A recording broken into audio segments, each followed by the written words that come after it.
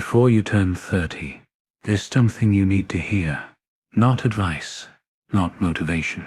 A warning. I'm 77 years old now, and there are things I can finally see. Not because I'm wise, but because it sits too late not to.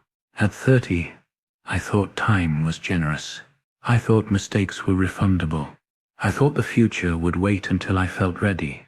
It didn't doubt. No one tells you this when you super young. Life doesn't break all at once. It leaks quietly, slowly. So slowly that you swear nothing is wrong. You wake up one day and realize you've been bleeding for years. Right now, you probably feel safe. Your body still listens to you. Your parents still sound the same on the phone. Your dreams still feel possible. If not today, then someday. That word, someday. It sits the most dangerous word I ever trusted. I remember standing where you are, thinking, I have time to change. You'll still figure it out later. I'm still young. Those thoughts felt harmless. They felt reasonable. They felt true. They were none of those things. Here starts the part that hurts the most. Nothing bad happened at first. No disaster. No warning sirens. No dramatic collapse. Life smiled at me while it quietly closed doors. By the time I noticed, the doors were instead locked. They were gone. You don't lose your life in one reckless decision. You lose it in 1,000 small delays. In conversations you avoid, in risks you postpone, in truths you sense, but don't act on. And every time you tell yourself the same lie, I'll deal with it later. Later is a place I never reached. If I could stand in front of myself at 30, not as a teacher, not as a preacher, but as a witness, I wouldn't tell him how to succeed. I would tell him what quietly destroys you, while you think everything is fine. Because the most dangerous moment in life is sternance, when everything is falling apart. It sets when everything feels okay. And that sits exactly where you are now. What I didn't yet realize at 30 was that a countdown had already started, not to failure, not to death, but to something far worse. Regret. And by the time you recognize it, it no longer asks for permission. Now, I shall tell you about the moment when life felt safest to me, and why that was the first sign I was already in trouble. There was a time when everything felt stable. Not exciting, not perfect, just safe. I had routines, predictable mornings, familiar faces, the comforting belief that tomorrow would look a lot like today, and that this was somehow a good thing. At 30, stability feels like winning. You confuse calm with control. You mistake repetition for security. I did too. I told myself I was being responsible, that I wasn't reckless like others. That slow progress was still progress. And on the surface, I was right. Bills were paid. People smiled at me. Nothing was wrong. That's how denial works. It doesn't shout. It whispers reassurances. History is full of this pattern. Civilizations don't collapse when people panic. They collapse when people say, relax. Things have always been like this. I remember thinking, this is just a phase. This job isn't forever. This relationship will improve. This rest will turn into momentum. I wasn't lying to others. I was lying to myself. Comfort is seductive because it feels earned. You tell yourself you deserve it. That struggle was for earlier years. Yet now, it's time to settle in. But comfort has a hidden cost. It dulls urgency. It softens instincts. It teaches you to tolerate things that quietly drain you. You stop asking hard questions because nothing feels urgent enough to demand answers. I didn't notice the shift at first, but my curiosity faded. My risks became theoretical. My dreams turned polite. I wasn't chasing them anymore. I was explaining them away. The dangerous part isn't that life feels easy. It's that it feels managed. You start living defensively, avoiding discomfort, choosing the known over the meaningful. You call it maturity. Psychologists have a word for this, but you don't need theory to recognize it. It's the moment you stop feeling nervous about wasting your life. That sips when time accelerates. Years compress. Weeks disappear. You look back and nothing stands out, because you weren't really there. The illusion of safety convinces you that you're standing still. Used to not. Used to drifting. And drifting feels harmless, until you realize you've moved too far from shore to swim back. The first warning sign wasn't dramatic. It wasn't painful. It was subtle enough to ignore. I felt it one ordinary evening, and dismissed it without a second thought. That was the moment everything began to crack. The first cracks don't announce themselves. They don't come with alarms or urgency. They slip in quietly, dressed like inconvenience. Easy to rationalize, even easier to ignore. For me, it started with a feeling I couldn't name. Not sadness, not fear. A low, persistent weight, like something unfinished, tapping on the inside of my chest. I told myself I was tired, overworked, that everyone feels this way eventually. That was the lie that kept me comfortable. I began to notice how often I was distracted, how silence made me restless, how I filled every empty moment with noise, music, conversations, plans that went nowhere, anything to avoid being alone with that feeling. When your life is aligned, stillness feels peaceful.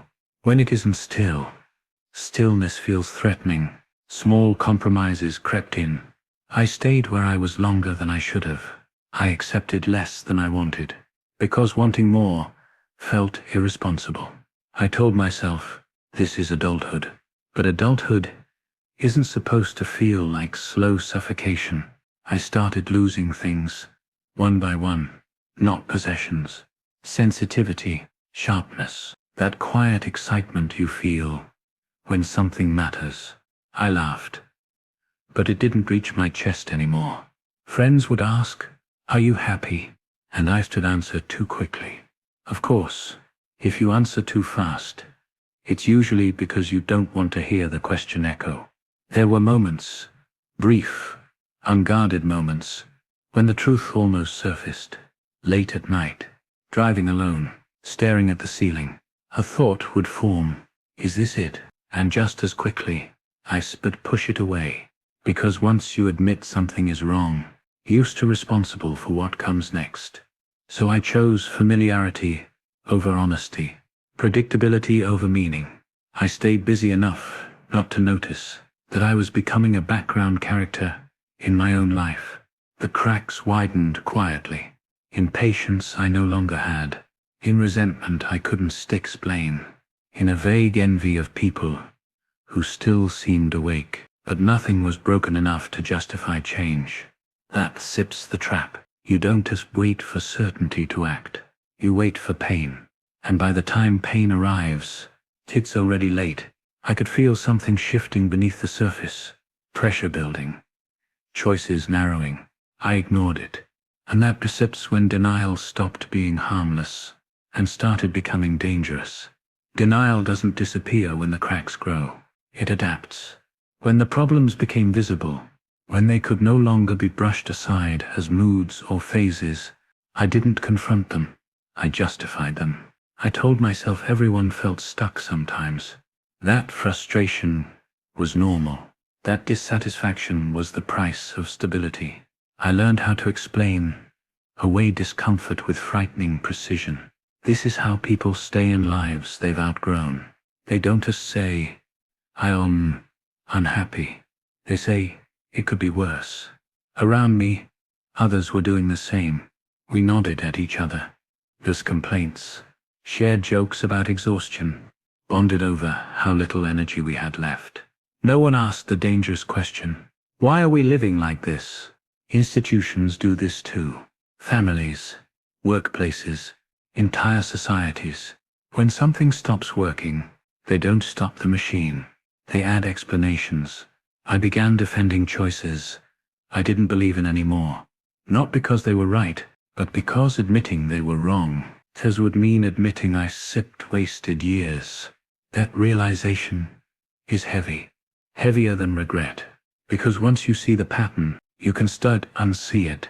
I felt it in my body, a constant tension, sleep that didn't restore anything, mornings that felt heavier than nights. Still, I told myself to push through. That's what responsible people do. They endure. But endurance without direction is erosion. There were moments, clear, unmistakable moments, when I knew something had to change.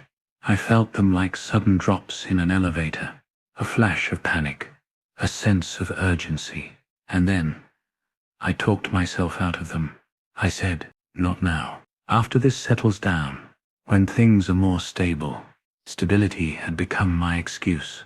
I watched doors close in real time, opportunities drift away, relationships thin out. I noticed, but didn't move. The hardest part isn't that losing things. It's just realizing you allowed it, that you were present for every moment of decline, and still chose comfort over truth. One night, sitting alone, the thought landed fully for the first time. If I keep going like this will be my life. Not a chapter, not a phase, the whole story. That was the realization. Heavy, undeniable, and it demanded a decision. I could change everything, or protect what little familiarity I had left. I chose wrong, and that choice led me to a moment I can still pinpoint to this day, the moment after which nothing could be undone. There was a moment when everything could still have been saved. Not in some dramatic movie-like way. No shouting, no collapse, just a quiet fork in the road. The kind you barely notice unless you're paying attention.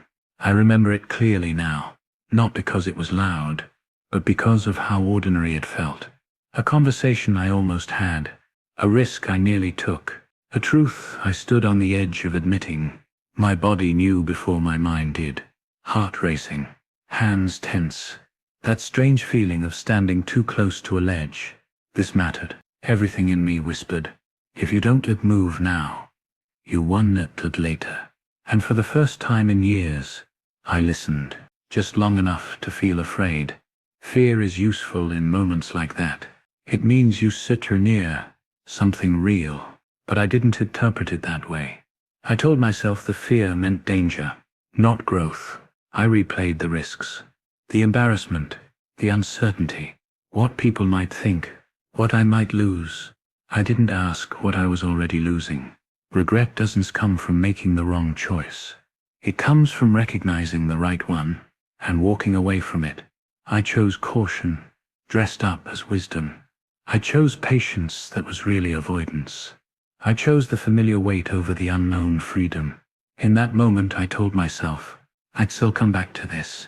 But something inside me knew this wasn't at a pause. It was an ending.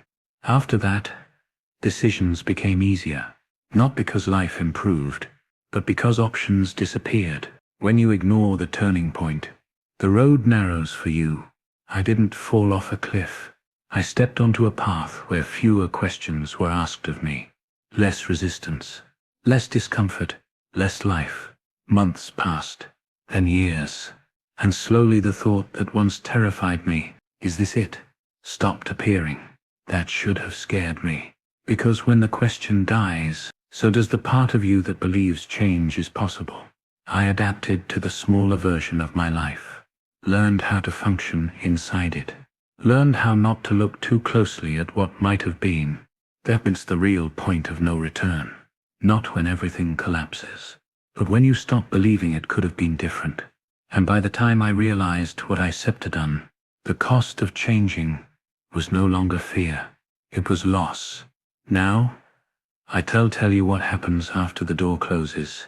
When consequences don't rush in, they settle quietly around you. Nothing collapsed. That's what surprised me. No dramatic ending. No single moment where everything finally broke. Life just continued. At first, that felt like relief. The fear I had carried for years that something terrible would happen. never materialized. Instead, something worse did. The days became thinner, less texture, less contrast. Time sped up. Not because I was busy, but because nothing demanded my attention anymore. When people talk about collapse, they imagine chaos. But real collapse is quiet, orderly, almost polite. Bills still arrived. Conversations still happened. I still laughed at the right moments. But inside, something had gone silent. The ambitions I once had didn't hurt anymore. They just felt distant, like memories from someone else. Sid's life. That numbness was the consequence. I stopped expecting much from the future. And in return, it stopped offering me anything. We had an unspoken agreement. Fear faded. So did hope. I didn't feel tragic. I felt neutral. And neutrality is dangerous. Because when nothing feels urgent, you don't fight for anything. You drift through relationships, through work, through years. I noticed how quiet my inner world had become. No arguments, no hunger, just a low, constant hum of endurance. People assume regret is loud, that it screams at you. It doesn't step. It waits. It waits until you see it too tired to fix anything. Until starting over feels unrealistic. Until the weight of your own history pins you in place. I began to measure life differently. Not by growth, but by how little it hurt. That Seps when I understood what I Seps traded away. The cost of avoiding pain was losing depth, losing edge, losing the feeling that your life is yours. Years slipped by like water through open hands. Birthdays stopped meaning much. Milestones blurred. I didn't mourn loudly. I adapted. Adaptation can look like strength. Sometimes it's just surrender with better posture. There were moments, rare ones, when a flicker of awareness returned. A glance in a mirror, a familiar song, someone younger, speaking with certainty about the future. And for a second, I could feel it. Then it faded. By the time I reached my 70s, the consequences were fully formed. Not dramatic, not catastrophic, just complete. Now, I'll tell you what remains after that. What you shall be left with, when the noise is gone, and the truth finally has room to speak. What remains after everything settles, isn't it wreckage? It's clarity, not the kind that energizes you, the kind that sits with you, heavy, unavoidable. At 77, there's nothing left to explain away. No future version of myself to postpone things for. Just the truth. Standing still. I can see the pattern now. Not as individual mistakes, but as a posture toward life. Avoid discomfort. Delay honesty. Choose safety. Repeat. I didn't just ruin my life. That sips the uncomfortable part. I lived it exactly as designed. For someone who prioritized comfort over courage. When you're young, you think regret comes from failure, from bad decisions, from things going wrong. It doesn't. Regret comes from unlived life, from conversations that never happened, paths not taken, not because you couldn't have, but because you waited for certainty. Certainty never arrives. Looking back, the saddest moments aren't painful ones. They stir the empty stretches, the years where nothing truly mattered enough to change me.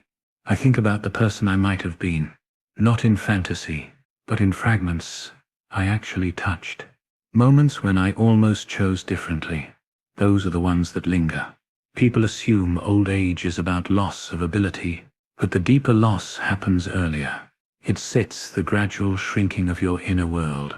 By the time your body slows down, your life has often already decided its shape. I don't feel angry. I don't feel bitter. I feel responsible. And responsibility without the power to change has a particular weight. This is the aftermath no one warns you about. Not disaster, but quiet accounting. Measuring your life by what you protected yourself from, instead of what you stood for. If you see listening to this before 30, there's something you should understand. You are closer to your defining moments than you think. They once did announce themselves. They once did feel dramatic. They still feel like discomfort, like risk, like an inconvenience you could postpone. That's how you recognize them. Now, I once did tell you how to succeed. I once did give you rules. I give you the one morning I wish I had taken seriously, before it was no longer mine to take. If you're still listening, then this is for you. Not the future version of you. Not the wiser one. Not the one who has more time. You. Before 30. Life gives you a dangerous gift. It lets you believe nothing is final yet, that everything can still be fixed later. That belief is powerful, and it sits false. Your life is being shaped right now, not by your big decisions, but by the small ones you keep postponing. What you avoid, what you tolerate, what you stay silent about. You don't wake up one day and lose your courage. You practice losing it every time you choose comfort over honesty. Every time you wait for certainty. Every time you feel the pull to act. And don't start. At 77, I can tell you this without exaggeration. The pain you sit avoiding now is cheaper than the regret you still pay later. Fear is not the enemy. Is this the signal? It shows up when something matters.